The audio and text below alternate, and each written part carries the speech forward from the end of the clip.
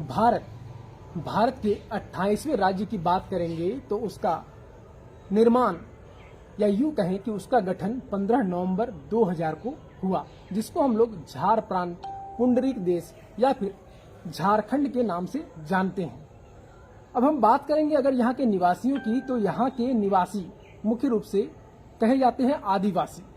यहाँ के जो निवासी हैं वो आदिवासी कहलाते हैं। उनका जो जीवन है वो जल, जंगल और जमीन, क्योंकि इससे उनकी संस्कृति जुड़ी हुई है, इसलिए इनका संरक्षण जरूरी है। खासकर अगर हम बात करेंगे झारखंड के जमीनों की, जमीनों क्या, जमीन तो एक ही होता है लेकिन उसको लोग क्लासिफाई कर दिए हैं अलग अलग तरीके से। इसके अलावा काफी सारे नियम और कानून लगा दिए गए हैं।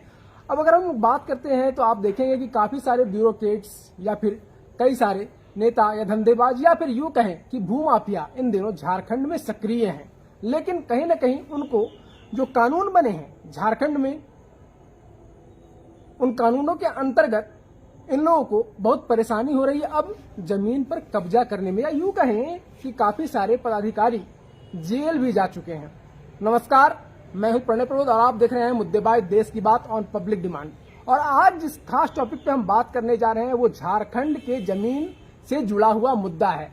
जमीन कैसा, किस प्रकृति का, और इसके अलावे जमीन के कौन कौन से कानून, इन तमाम विषयों पर आज हम लोग चर्चा करेंगे। हमारे साथ अतिथि के रूप में जुड़े हुए हैं दीपेश निराला जी, जो कि प्रदेश अध्यक्ष हैं all India lawyers forum Jharkhand के। तो सबसे पहले आपका स्वागत करते हैं मुद्देबाज देश की बात हम पब्लिक डिमांड में दीपेश जी। अब हम लोग सीधा विषय पर आएंगे, उससे पहले आज हम आपसे जानना चाहेंगे कि आज झारखंड के लिए काफी खास दिन है, क्योंकि पूरा झारखंड, पूरा भारतवर्ष आज झारखंड को देख रहा है, हूल दिवस मना रहा है। हूल दिवस के बारे में आपसे थोड़ा सा जानना चाहेंगे। देखिए, ये एक संघर्ष की कहानी है और जो आज आपका टॉपिक है उससे भी ये रिलेटेड है। बिल्कुल। सन 1855 में ये हुआ आज के दिन में, और इसके मुख्य नायक अगवा थे सिद्धू कान्हो, जिनको साथ दिया चांद भैरव ने, फूलो झानो ने। और एक क्रांति स्टार्ट हुई 1857 के पहले अंग्रेजों के विरुद्ध। ये सबसे पहली क्रांति हम लोग इसको कह सकते हैं, जिसके बाद अंग्रेजों का नजर इस एरिया में पड़ा और वो आदिवासी विद्रोह क्या होता है उसकी और मुखातिब हुए। तो इसने एक दिशा दी देश को, और वो दिशा का असर इंग्लैंड तक पड़ा। उसी की याद में आज हम लोग हूल दिवस मनाते हैं, उनको याद करते हैं, उनको नमन करते हैं। काफी सारे स्वतंत्रता सेनानी या यूं कहें क्रांतिकारी या फिर यूं कह लें कि जिन्होंने झारखंड की रक्षा के लिए अपने प्राण निछावर किए, उन तमाम लोगों को मुद्देबाज देश की बात और पब्लिक डिमांड की ओर से प्रणय का प्रणाम। और आप तमाम लोगों को आप बताना चाहूंगा कि मुख्य रूप से झारखंड में जो निवास करते हैं, जो यहाँ के मूलवासी हैं, उनको हम लोग आदिवासी के नाम से जानते हैं, जिनका जो जीवन निर्भर है मुख्य रूप से जल, जंगल और जमीन के संरक्षण के लिए है। और इसकी लड़ाई वो हमेशा से लड़ते आए हैं।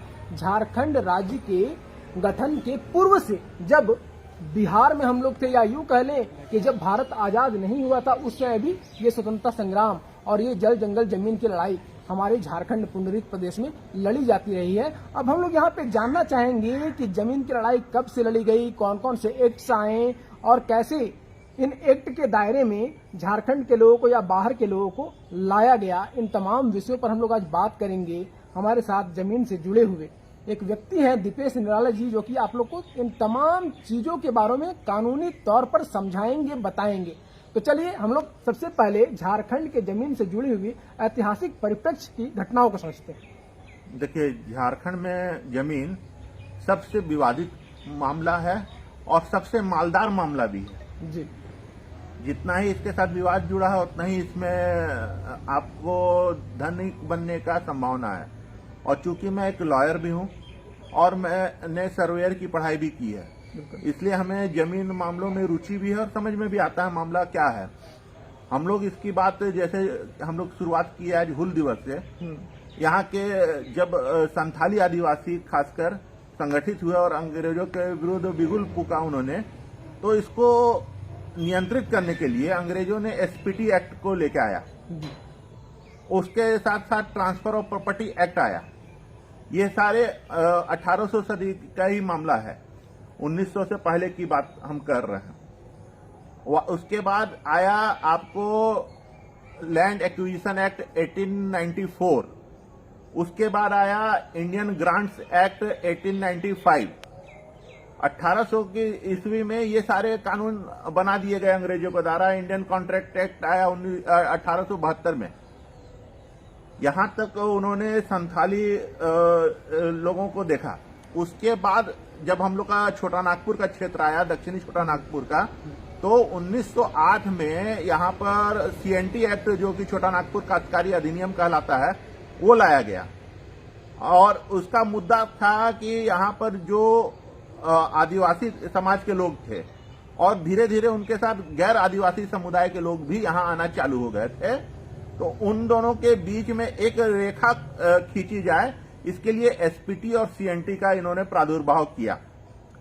और लैंड एक्विजिशन एक्ट बहुत ही महत्वपूर्ण एक्ट है, और आपको केवल एक नोटिस से किसी भी प्रकार की जमीन, किसी भी जाति की जमीन, किसी भी धर्म की जमीन को एक नोटिस देकर सरकार ले सकती है।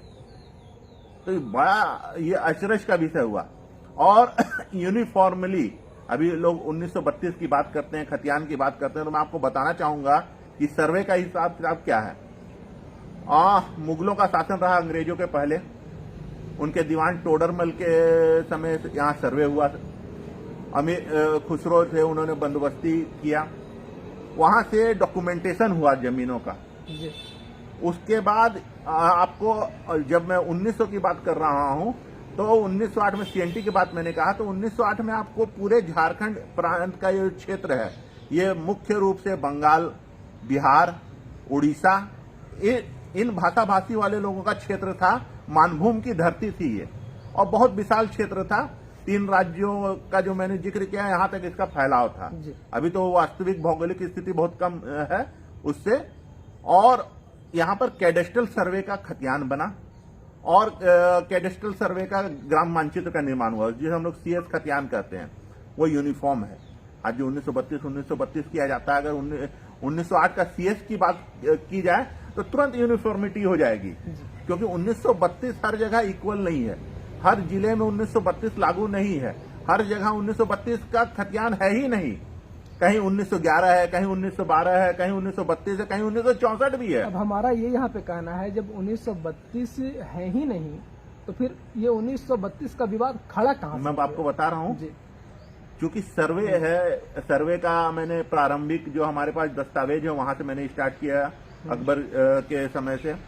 1908 में यूनिफॉर्म हुआ। उसके बाद एक और सर्वे आपको मैं बताता हूँ, म्युनिसिपल सर्वे, जो आपका रांची राजधानी की जमीन जो विवादित इतना ज्यादा क्यों है। 1922 से 26 के आसपास यहाँ पर म्युनिसिपल सर्वे हुआ, और 1928 में अंतिम प्रकाशन हुआ इसका, और एमएस खतियान और एमएस मानचित्र बना, और इसका कस्टोडियन यहाँ का म्युनिसिपैलिटी था। तो एक हमारे पास 1908 का सीएस खतियान, अब 1928-27 का हमारे पास एमएस खतियान, और इसी दरमियान रिविजनल सर्वे भी चल रहा था। तो जो 1932 की बात करते हैं वो रिविजनल सर्वे है, आरएस खतियान है, जो कि ज्यादातर दक्षिण छोटा नागपुर के क्षेत्रों में, उत्तरी छोटा नागपुर के क्षेत्रों में है। लेकिन अगर आप पलामू की बात करें, आप चाईबासा की बात करें, तो आपको 1932 का खतियान नहीं मिलेगा। और ये समय को हम लोग को समझना होगा। ये समय कैसा था, एरा कैसा था? ब्रिटिश हुकूमत थी, चीजें इंग्लैंड से कंट्रोल होती थी, महारानी क्राउन के नीचे चीजें थी, और उस समय कई कानून थे, प्रीवी काउंसिल वगैरह काफी कुछ था। उस दौर पे जमींदारों का, राजा रजवाड़ों का देश विभक्त था, क्षेत्रों में बटा हुआ था। उस समय की हम बात कर रहे हैं, उस समय का झारखंड और अभी का झारखंड। 1927 का वन अधिनियम। आज झारखंड में अगर बहुलता वाली जमीनें हैं तो उसमें वन भूमि का बहुत बड़ा रोल है, गैर मजरूआ भूमि का बहुत बड़ा रोल है, केसरहीन भूमि का बहुत बड़ा रोल है, खास महल जमीन का बहुत बड़ा रोल है। अब इन जमीनों को जब तक हम समझेंगे नहीं, या हमारे दर्शक समझेंगे नहीं, तो हम इनके बारे में बात करना ही हम लोग का ईमानदारी पूर्वक कहना नहीं होगा। बिल्कुल। अब 1932 कर रहे हैं, 1927 का वन अधिनियम कर रहे हैं। वन अधिनियम के बारे में आपको मैं बताऊं, और जिसका आज खुलेआम उल्लंघन हो रहा है। नहीं, इसमें यही एक छोटा सा सवाल इस बीच में आपसे पूछना चाहूंगा कि फिलहाल आपको क्या लगता है कि झारखंड में जमीन के मामले में सब कुछ सही चल रहा है? नहीं, बिल्कुल नहीं। कैसे कर सकते हैं ये? मैं बता रहा हूं आपको। जी। आप 1927 का वन अधिनियम मैंने बताया, उस पे आपका 2 कैटेगरी का वन को नोटिफाई किया गया, आरएफ और PF, reserve forest and protected forest. और इसका बाजाब्ते सरकार ने गजट नोटिफिकेशन किया। और आज आप अखबारों को देखेंगे तो पाया जा रहा है कि वो गजट नोटिफिकेशन को दलालों ने गायब कर दिया, अधिकारियों ने मिली भगत करके उस नोटिफिकेशन को गायब कर दिया। और चूंकि वो जमीन तो आपको गैर मजरूआ खास थी, गैर मजरूआ आम थी, क्या थी, जीएम लैंड था, खतियान में तो आपको वही मिलेगा। बिल्कुल। आपने पुराने रैयत, पुराने जमींदारों से उसका सेटलमेंट दिखा के, वहां पर आपने नीलामी दिखा के आज उस जमीन की आप रहती के रूप में उसको परिवर्तित कर खरीद बिक्री कर रहे हैं। अगर उसी जमीन का आज आरएफ का नोटिफिकेशन, पीएफ का नोटिफिकेशन सामने आ जाता है, तब आपका घोटाला का उद्भेदन होता है। ये बहुत बड़ी स्कैम है। इसमें एक छोटा सा चीज और आपसे जानना चाहूंगा, क्योंकि सरकारें बनी, झारखंड के निर्माण हुए 22 साल हो गए, इसके पहले बिहार राज्य था, उस समय भी जमीनों को लेकर बहुत कुछ हुआ। अब बीते अगर हम 3.5 साल पहले की बात करते हैं तो रघुवर दास की सरकार थी झारखंड में, और उस समय कहीं ना कहीं ऑनलाइन प्रक्रिया शुरू की गई थी। क्या लगता है कि 100% जो झारखंड की जमीन है सबका सारा कुछ डाटा जो है उपलब्ध है? नहीं, सवाल ही नहीं उठता है। आखिर क्यों ऐसा, फिर क्यों हुआ? आपके पास खतियान ही नहीं है कई जमीनों का, कई अंचलों का, कई खाताओं का खतियान आपके पास नहीं है, आपके रजिस्टर 2 गायब है। तो बिना खतियान बना रजिस्टर 2 के आप जमीन को ऑनलाइन कैसे कर सकते हैं? पूरी जमीन को आज तक आपका कई जमीनों का लगान निर्धारण नहीं है, अभी भी रेंट फिक्सेशन एलआरडीसी के कोड में आ रहे हैं।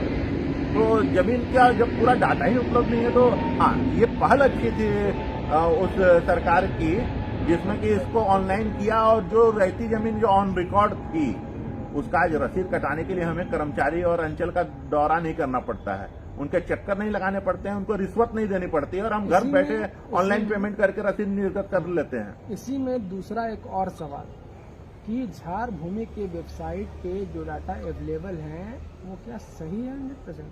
ये भी जांच का विषय है, क्योंकि अभी हम लोग जो अखबारों के माध्यम से, प्रेस मीडिया के माध्यम से एनआईसी का जिस प्रकार से इंटरफेरेंस और यहाँ के भूमि दलालों का जिस प्रकार एनआईसी के पास पहुंच की खबरें प्रकाशित हुई और हमने पढ़ा, और जिस तरह के मामले अब झारखंड उच्च न्यायालय में, दीवानी न्यायालयों में आ रहे हैं, उससे इस पे इनकार नहीं किया जा सकता कि वहां पर भी छेड़छाड़ का मामला तो है।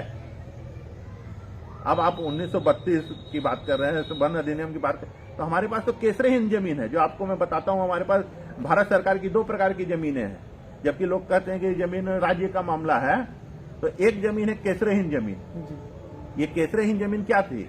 जो ब्रिटिश क्राउन के अधीन की जमीन थी, जहां पर अंग्रेज अपना उपयोग करते थे, और ये एकदम शहरी इलाका में एकदम प्रॉम्प्ट जमीनें होती थी, एकदम क्रीम जमीन हुआ करती थी। वो आज अंग्रेजों के शासन का तो ट्रांसफर देश का हुआ, राज्यों में तो शासन का ट्रांसफर हुआ नहीं। तो जब अंग्रेजी क्राउन के नीचे की जमीन थी वो तो देश की हुई, मतलब सेंट्रल गवर्नमेंट की हुई, वो राज्यों के पास कैसे आ गई? और आप देखेंगे लगभग हर जिला में जो उसका शहरी इलाका है उसमें 2 तरह की जमीन है जिस पर सरकारी कंट्रोल है। एक है वो केसरहीन और दूसरा है वो खास महल जमीन। खास महल का चूंकि इनको सारा राइट स्टेट गवर्नमेंट को है, इसलिए वो लीज बंदोबस्ती करते हैं। लेकिन केसरहीन भूमि में बहुत लोग मम रहते हैं, बहुत कुछ नहीं कहते हैं, क्योंकि ये कस्टोडियन है। उसका जो टाइटल ऑनर है, उसका ऑनरशिप है, वो तो सेंट्रल गवर्नमेंट के पास है। दूसरा तरह का जमीन है जो मैंने आपको एक एक्ट का नाम लिया, ग्रांट्स एक्ट 1895।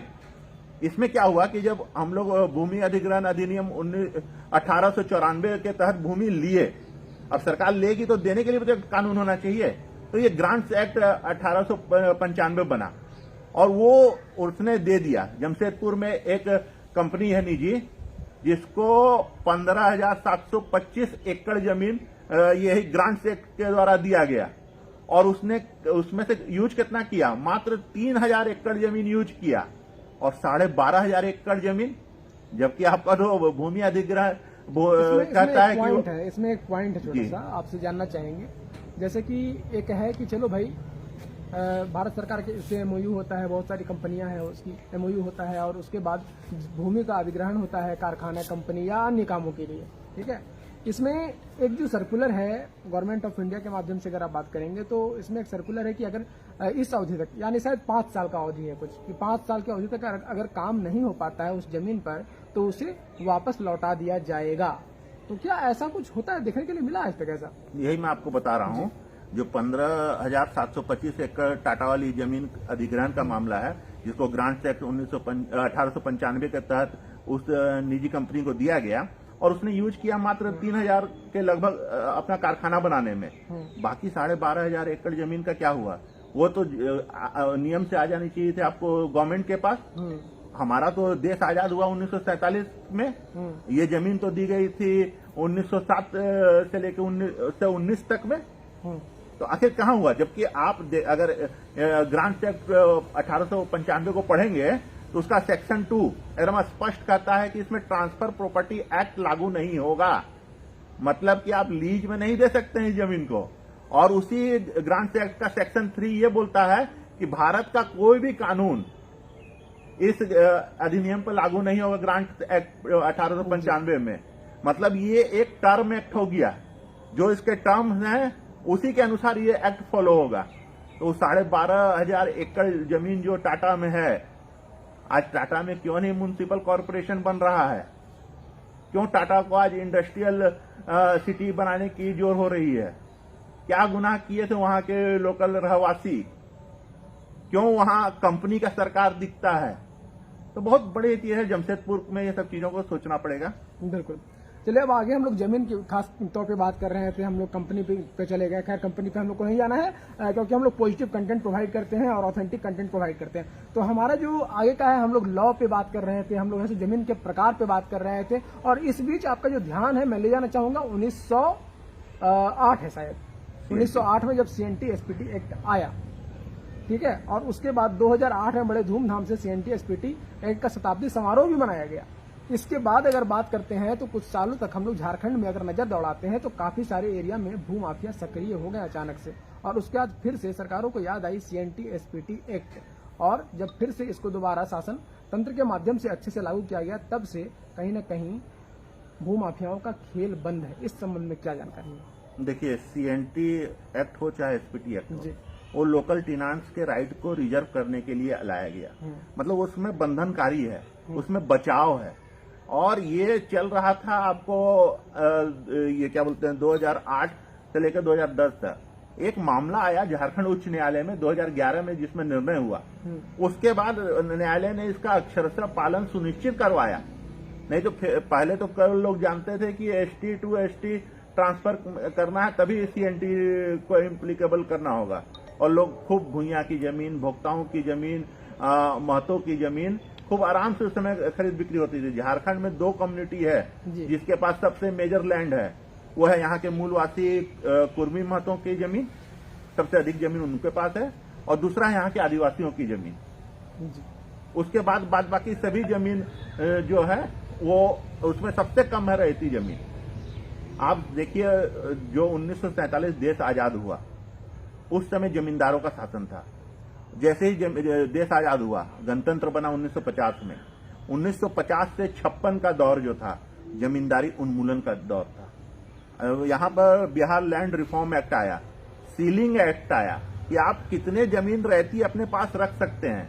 आपने देखा होगा उस समय क्या हुआ, जो जमींदार था जिसके पास बहुत सारी जमीनें थी, जब सीलिंग एक्ट में आया तो उसको एम फॉर्म दाखिल करना था, अपना रिटर्न दाखिल करना था, तो उसमें वो एक निर्धारित अमाउंट का जो सीलिंग एक्ट परमिसिबल है उतना ही जमीन रख सकता था। उसने क्या किया, फटाफट जमीनों को दूसरे लोगों पर ट्रांसफर करना चाहा। लोगों ने नौकरों के नाम पर जमीन ट्रांसफर कर दिया, लोगों ने ट्रस्ट को दे दिया, लोग भूमि दानदाता बन गए बैकडेट से, और बाकी जो अधिशेष जमीन बनी वो आखिर सरकार में ही गई। इस समय हुकुमनामा आया। आज तक हुकुमनामा का हम लोग जालीकरण और कबूलियत ये सब टर्म को सुनते हैं। तो जमीन तो यहाँ सबसे ज्यादा विवादित क्यों कैसे बना? एक तरह की जमीन नहीं, विविध प्रकारों की जमीन। ये जंगल का एरिया था जी। जंगलों को काट के यहाँ के मुंडाओं ने, यहाँ के आदिवासियों ने उसको खेती लायक जमीन बनाया। यहाँ पर मुंडारी खुटकटी लैंड है, यहाँ पर पहनाई लैंड है, यहाँ पर भूहरी लैंड है, और ये सब लैंड जो है इसका जो प्रबंधन है वो अंचल कार्यालय नहीं करता है, ये वहाँ के पाहन करते हैं, वहाँ के लोकल्स करते हैं। चाईबासा में, रांची में इस तरह की जमीनें अफरात हैं, और जिसपे विवाद बना हुआ है इसी पे भूमाफिया सबसे ज्यादा सक्रिय है। तो जब तक रेगुलेशन स्पष्ट नहीं होगा, उसका एजुकेशन नहीं होगा, जैसे 1908 में सीएनटी बन गया लेकिन 2011 तक उसका एजुकेशन पूरा नहीं हुआ, लेकिन जब 2011 में लगभग 100 सालों बाद जब वो मामला फिर से कोर्ट में आया तो उसका एजुकेशन को और टाइट किया गया। 43 ओबीसी कास्ट हैं जिनका जमीन को रिस्ट्रिक्टेड किया गया, उसके खरीद बिक्री के लिए प्रायर डिप्टी कलेक्टर का आपको परमिशन चाहिए, तभी उसकी खरीद बिक्री होगी। एसटी एससी के लिए भी वही किया गया, और सेम थाना क्षेत्र को उस नियम के तहत लागू किया गया जो कि सीएनटी में 1908 में बना था। इन सब की विविधताओं के बीच में जमीन का विवादीकरण होना लाजमी है। बिल्कुल, आगे हम लोग बात कर लेते हैं जमीन के प्रकार की, जो कि झारखंड में अभी हम लोग देख रहे हैं कि विभिन्न प्रकार की जमीनें हैं और उसका खरीद फरोख्त हो रहा है। तो इसमें हम लोग दो चीज पे बात करेंगे कि झारखंड में खास तौर पे किन किन तरह की जमीनें हम लोग देखते हैं और किन किन जमीनों का खरीद फरोख्त हो पाता है, क्योंकि अधिकतर अगर देखें तो जीएम लैंड की बात होती है।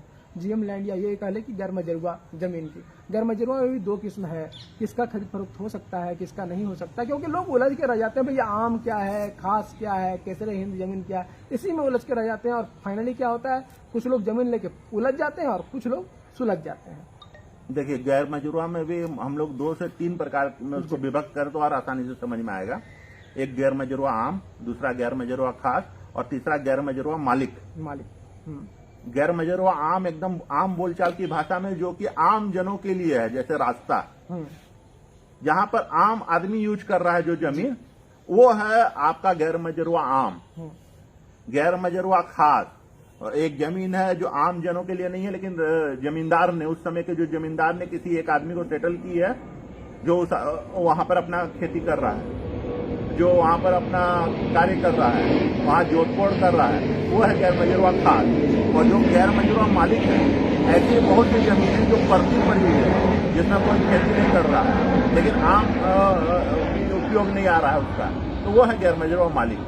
कि परती जमीन जो है, जो कि कोई उसमें जोतकोड़ नहीं कर रहा है, वो गैर मजरूआ मालिक। ये 3 तरह की गैर मजरूआ जमीन है जो कि आफात है, और इसका सबसे अधिक आपको प्रकार है झारखंड में उपलब्ध। झारखंड में जमीनों को भी लोकलाइज किया गया, जैसे कि इंसान यहाँ पे लोकल बनते चले गए स्थानीय स्तर पर, वैसे ही जमीनों को भी लोकलाइज कर दिया गया।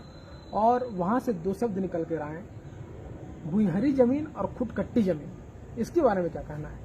खुटकटी, मुंडारी खुटकटी जी, तो मैंने तो आपको बताया, ये जंगल का क्षेत्र है, लोगों ने पेड़ काटा, खेती लायक जमीन को बनाया, तो पेड़ खूंट, उसी को कहते हैं खूंट को काटा और वहां पर खेती लायक वो जमीन आपने समतलीकरण करके उसके खेती या फिर घर जोतने लायक बनाया, और वहां खेती की, वो है आपका खुटकटी लैंड, भूइयारी लैंड, भूइयाओं की लैंड, जो यहाँ लोकल ट्राइब्स हैं उनकी जमीन, उसको आपने बिहार लैंड रिफॉर्म एक्ट भी उसको संरक्षण प्रदान करता है 1950 में जो आया, और उसका प्रबंधन का अधिकार वहां के पाहन को देता है, वहां के लोकल्स को देता है, ना कि अंचल कार्यालय को। बिल्कुल, आगे हम चलेंगे और भी कुछ जमीन के प्रकार हमारे दिमाग में आ रहे हैं। मैंने डाटा में सर्च किया था और झारखंड में ये तमाम चीजें निकल कर आई कि भाई यहाँ पे कोड़कर भूमि है, राजहंस भूमि है, ठीक है, इसके अलावा मंझियाइन भूमि है, और खास माल की जमीन तो आपने बताया, केसरे हिंद भी बताया, लेकिन इसमें जो 2-3 चीज है,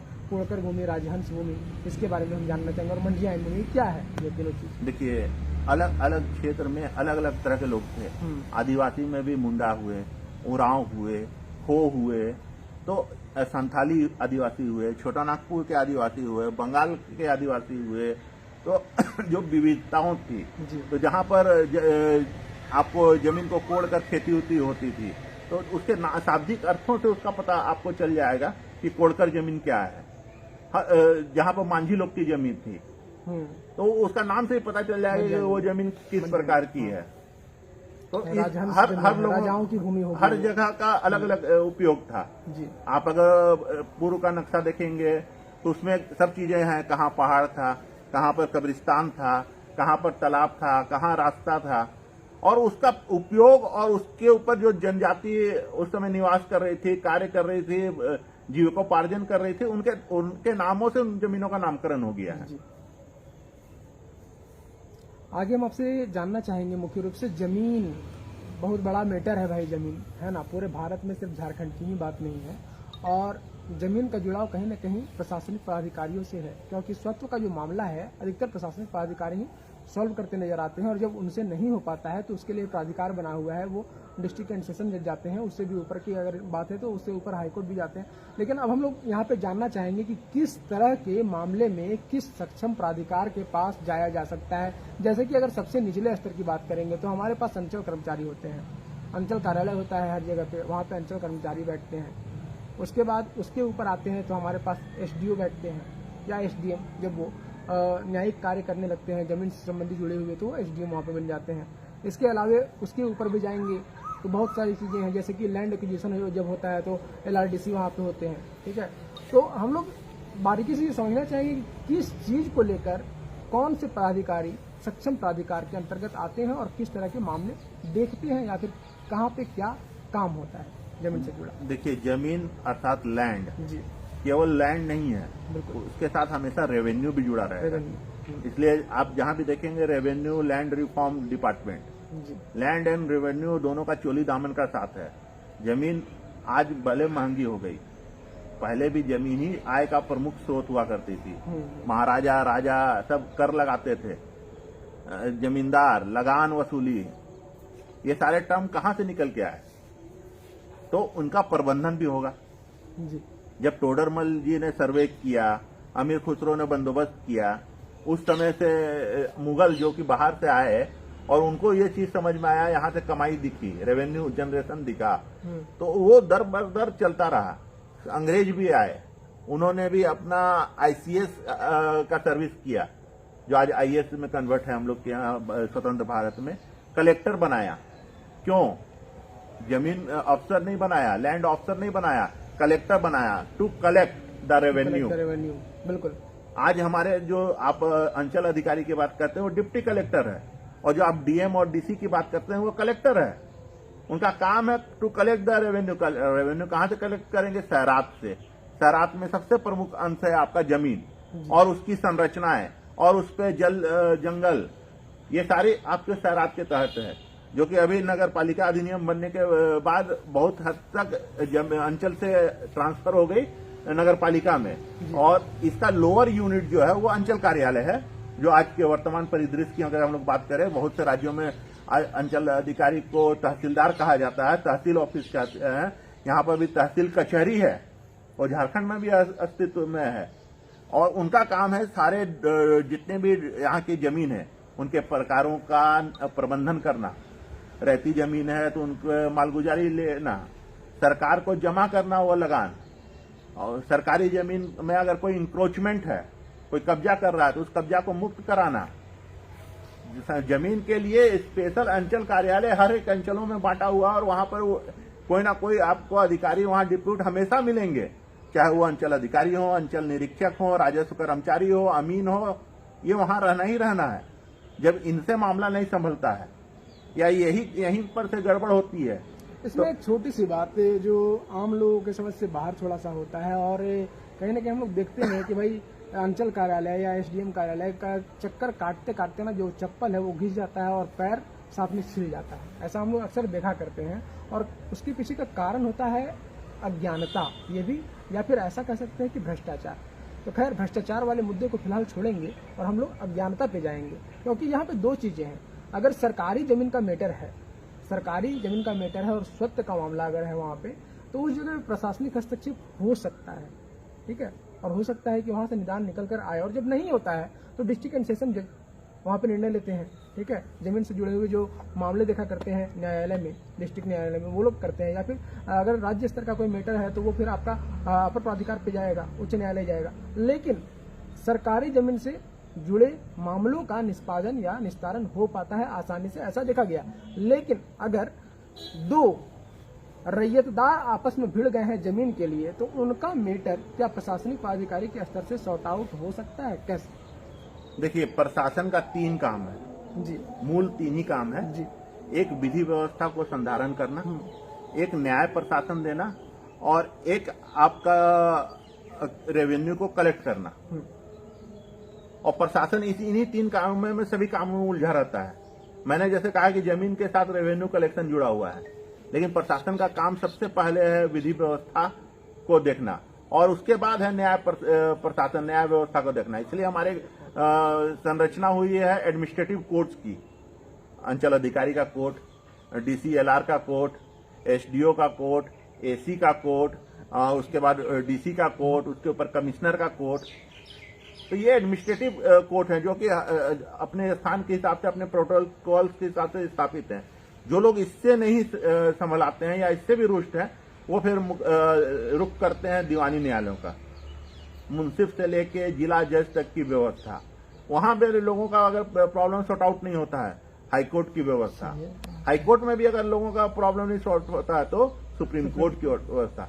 तो एक बहुत लंबी प्रक्रिया है।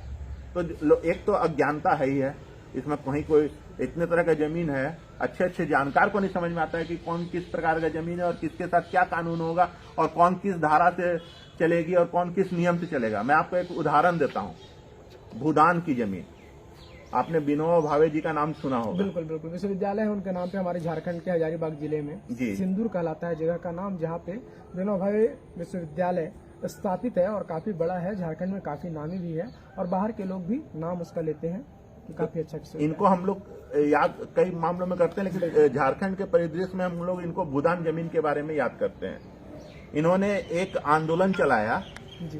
गणतंत्र भारत में 1950 के बाद, और भूमिहीनों को भूमि दान देने का इन्होंने एक यज्ञ किया और इसके लिए भूमि भूदान यज्ञ कमेटी बना और इसके लिए स्पेसिफिक एक्ट है। और उस एक्ट की खूबसूरती मैं आपको बताऊं, जो लोग नहीं जान रहे हैं जान लें, जो भूदान की जमीन का पट्टा पाए हुए लोग हैं, वैसे भूमिहीन जिनके पास कोई जमीन नहीं है उसको पट्टे के द्वारा जमीन दी गई भूदान की।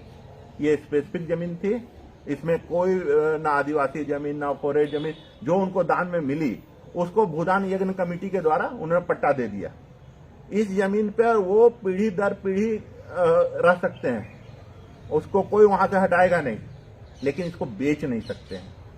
ये केवल उनको जीविकोपार्जन के लिए दिया गया जमीन है। लेकिन अब तो भूमाफिया जिस प्रकार हावी हैं, भूदान की जमीनों पर दूसरों का कब्जा, पूर्व रैयतों का भी कभी कभी कब्जा, उनके वंशजों का कब्जा, और कभी कभी तो एग्रीमेंट में लोग ये जमीन को छोड़ के चले जाते हैं। जबकि आपको मैं बताऊं, भूदान यज्ञ कमेटी एक्ट एकदम स्पष्ट कहता है कि जैसे ही डिप्टी कलेक्टर को ये संज्ञान में आ जाए कि इस भूदान की जमीन से इसके पट्टादार को डिस्प्लेस किया गया है, वो तुरंत बाय फोर्स उस जमीन पे उस पट्टेदार के वंशजों को कब्जा दिलाएगा। ये एक्ट है, लेकिन कितने लोग जान रहे हैं, कितने पदाधिकारी जान रहे हैं, ये सोचनीय विषय है। तो अज्ञानता सबसे बड़ा कारण है विवादों का बढ़ने में और देरी में। अभी जमीन पट्टा की बात हो रही थी, कोई भी सरकार आ जाए झारखंड में या भारत के किसी भी राज्य में, उसमें अक्सर हम लोग देखते हैं परिसंपत्तियों का वितरण किया जाता है बहुत जगहों पर, कार्यक्रम आयोजित करके विभिन्न जिलों में। और उसमें जो है ना, कभी कभी लोग देखते हैं बड़ा बढ़िया से शॉल वगैरह हरा हरा या लाल लाल जैसा भी हो, शॉल लेकिन उड़ाता है, सम्मानित करता है, और उसके बाद जो है ना वनाधिकार पट्टा दिया जाता है। तो ये वनाधिकार पट्टा क्या है, किन लोगों को मिलता है और उसमें क्या कुछ किया जा सकता है? देखिए, बहुत लंबा आंदोलन है ये, और जाके 2005-6 में लोगों को ये अधिकार मिला, वन अधिकार, वन पट्टा का अधिकार। वैसे लोग जो 75 साल 3 पीढ़ी से वनों में रह रहे हैं, वन के रहवासी हैं, वहां पर झोपड़ी बना लिए हैं, वहां से अपना जीविकोपार्जन कर रहे हैं, वहां से महुआ डोरी कुसुमकरण चिरौंजी लाके अपना जिंदगी जी रहे हैं, वो उसी वन पर ही आश्रित हैं, उसी भूमि पर ही आश्रित हैं। उन लोगों के लिए अधिकार दिया गया और उनको जमीन वन भूमि का पट्टा दिया गया। इसमें सामुदायिक वन पट्टा भी होता है। जैसे एक गांव में वन भूमि है, उसमें अखड़ा यूज हो रहा है, चबूतरा का यूज हो रहा है, गांव वाले मिलके वहां पर कोल्हू का व्यापार कर रहे हैं सदियों से, तो उस जमीन का सामुदायिक वन पट्टा भी दिया गया। और ये प्योर रूप से आपको वनवासियों के कल्याण के लिए, उनको संरक्षित करने के लिए, उनके संस्कृति को संरक्षित करने के लिए, उनको जीविकोपार्जन को संरक्षित करने के लिए एक अधिकार दिया गया है, जिसको कानूनी जामा फैलाया गया है। हम ना झारखंड की राजधानी रांची में रहते हैं, आप भी रहते हैं। अब तो सरकार, प्रशासनिक पदाधिकारियों या फिर अगर ये कह लें कि जो न्यायिक सेवा में लोग लगे हुए हैं, उन्हें काफ़ी करीब से आप जानते भी हैं। इस बीच में अगर स्वतंत्रता दिवस या गणतंत्र दिवस के बीच आप मोराबादी मैदान चले जाइएगा ना, तो वहाँ पे बहुत बढ़िया सा एक गांधी जी का प्रतिमा है, जिसको हम लोग बापू वाटिका के नाम से जानते हैं। और बापू वाटिका के जो है ना अनुयायी, जिनको हम लोग टाना भगत कहते हैं, उनके हाथ में तिरंगा झंडा तो होता है, लेकिन उसमें चरखा बना हुआ होता है, ठीक है। और उन टाना भगतों के लिए भी रांची जिला को लेकर एक एक्ट बनाया गया है, और उस एक्ट का नाम आपको बता देते हैं, जो है रांची जिला टाना भगत रैयत कृषि भूमि प्रत्यावर्तन अधिनियम 1947। आजाद जब हमारा भारत हुआ था 1947 में, उस समय ये एक्ट बना है। इसके बारे में क्या कहना चाहेंगे, क्या है?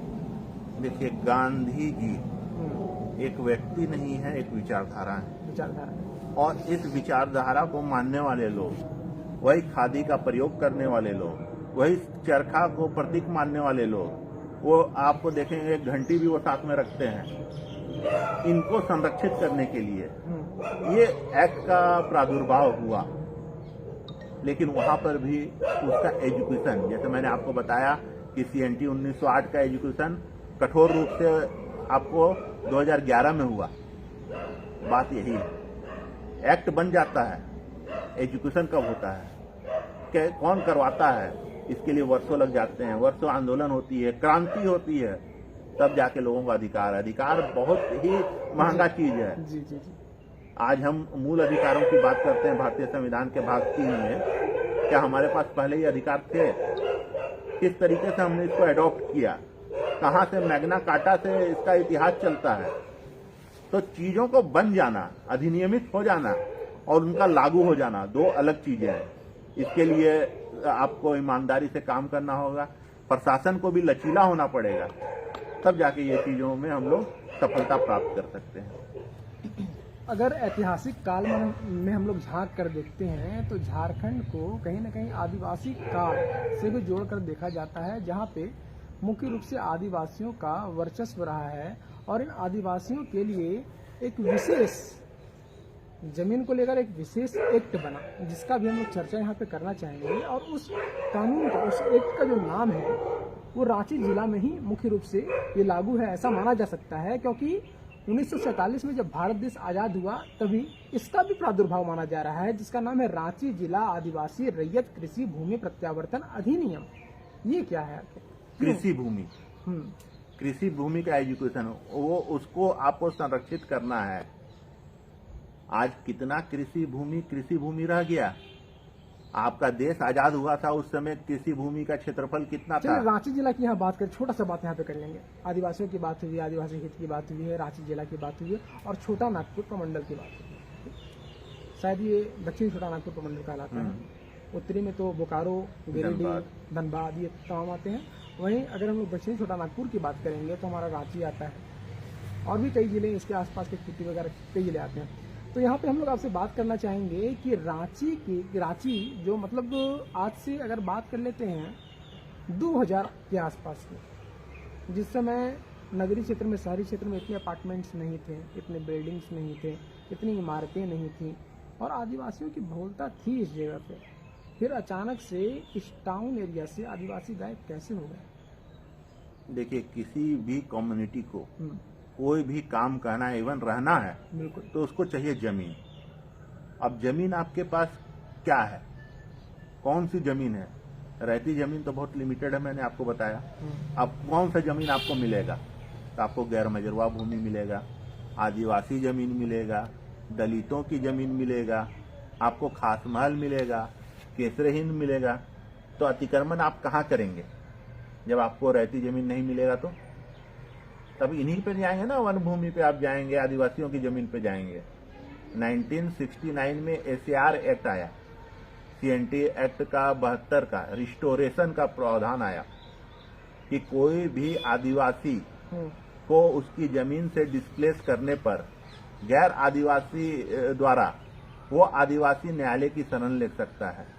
SAR कोर्ट्स बने, जिसमें आप SAR अफसर होते हैं। कई जगहों पर SDO को ही SAR अफसर का चार्ज दे दिया जाता है, और उनका काम होता है कि वह देखें कि जबरदस्ती वो जमीन आदिवासी का लिया गया है या उनमें अवैध खरीद बिक्री हुई है।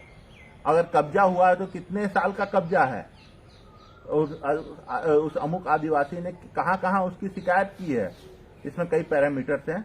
इसी में एक कानून है एडवर्स पोजेशन जी, जो कि सीपीसी से गाइड होता है और उस पर एकदम स्पष्ट है कि अगर विवाद नहीं है और आपने कभी भी कोई आपत्ति नहीं की है और 30 वर्षों से अधिक आप खरीद बिक्री करके गैर आदिवासी आदिवासी की जमीन पर काबिज हैं और उससे आदिवासी को या उसके वंशजों को आज भी कोई आपत्ति नहीं है, तो ऐसे केसेस में मुआवजा राशि का भुगतान का भी प्रोविजन किया गया।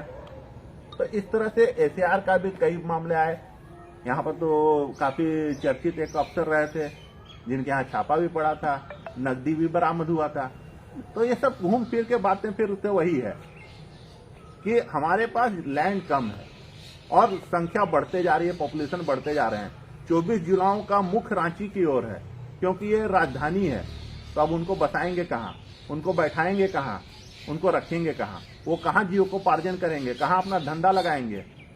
तो सरकार को इसको सोचना चाहिए। इसमें मैं आपको एक आपके माध्यम से सभी लोगों को ये एक सुझाव देना चाहता हूँ, सरकार को भी सुझाव देना चाहता हूँ कि वो उड़ीसा का रेगुलेशन देखे और वहां पर भी ट्राइब्स हैं और उनके जमीनों को भी संरक्षित किया गया है। लेकिन जो नगर निगम क्षेत्र है या जो म्यूनिसिपैलिटी क्षेत्र है उस पे अगर कोई 5 डिसमिल जमीन रहने के लिए लेता है तो वहां पर with the prior permission of administration वो इस तरह के जमीनों पर कारोबार करते हैं, जिससे उस ट्राइब्स को फायदा होता है, उसको उसकी जमीन का प्रॉपर हक मिलता है। तो जब ऐसा होने लगेगा तो फिर जोर जबरदस्ती की बात नहीं आएगी, अतिक्रमण की बात नहीं आएगी, कब्जा की बात नहीं आएगी, जबरदस्ती की बात नहीं आएगी। तो सरकार को अब इस एरा में इस और भी सोचना पड़ेगा, कानूनों का सरलीकरण के बारे में सोचना होगा। अब जमीन बहुत बड़ा मुद्दा है, ये आपके सभ्यता से, आपके संस्कृति से, आपके रहन सहन से जुड़ा हुआ है।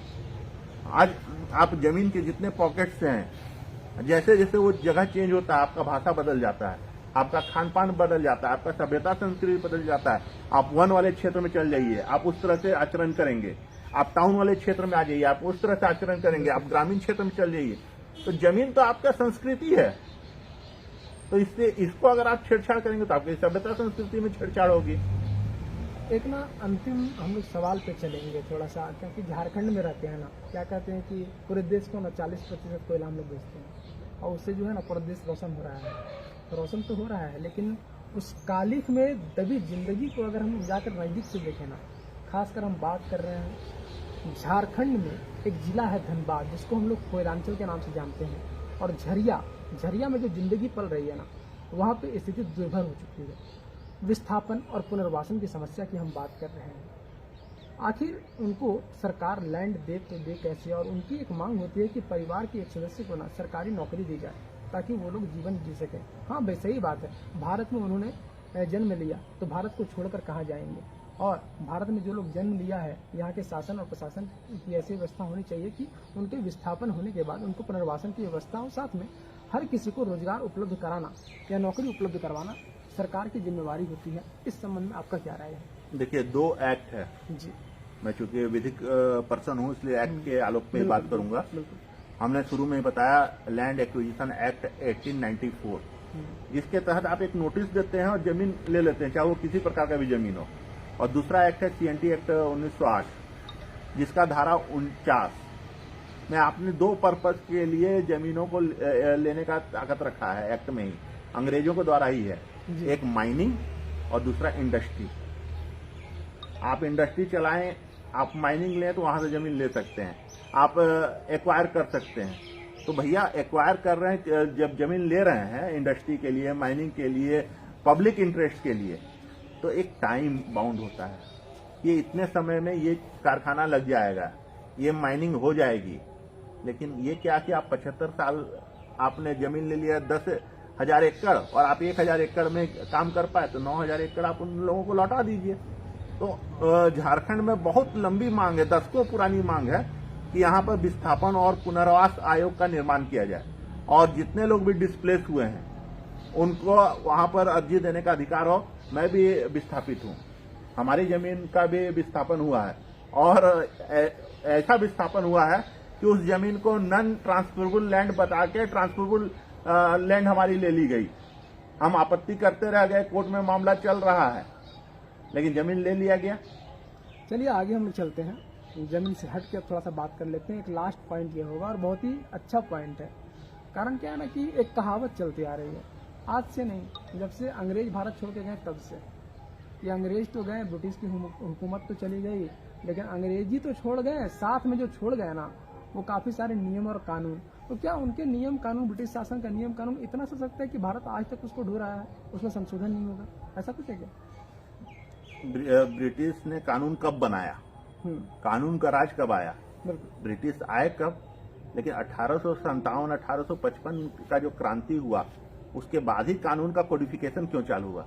कानून तो उनको पहले भी बनाना था और 16वीं ईस्वी में यहाँ आ गए थे। आवश्यकता आविष्कार की जननी है, ठीक है। उसी तरह से जब विवाद शुरू हुआ और उसके बीच में संवाद हुआ, संवाद के बाद जो है जरूरत पड़ी कि नहीं भाई समाधान होना चाहिए, तो हो सकता है कि लॉज एक्ट बनने चालू हुए होंगे। विवाद, हाँ, लोगों को बांटना जी, लोगों को प्रक्रियाओं में उलझाना जी, लंबी लंबी न्यायालय की कार्रवाइयों की ओर अग्रसर करना, और वो भी खर्चीली कार्रवाई।